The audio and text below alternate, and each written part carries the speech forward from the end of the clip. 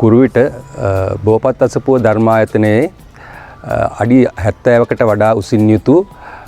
ශ්‍රී සම්බුද්ධ ප්‍රතිමා වහන්සේගේ ධාතු ගර්භයේ තැන්පත් කිරීම නිමිති කොටගෙන 23 වෙනි දින සිට පුරා දින 7ක් පැවැත්වෙන පින්කම් මාලාවේ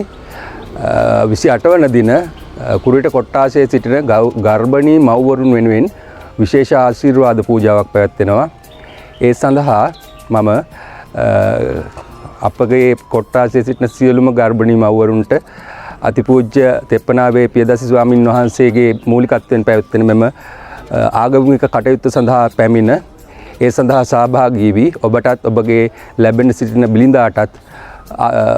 අතුතුම් ගෞතම බුද්ධ වන්දනාමාන කර එම පිරිත් දේශනාවගේ ආශිර්වාදය ලබා ගන්නා මෙන් ඉල්ලා සිටිනවා.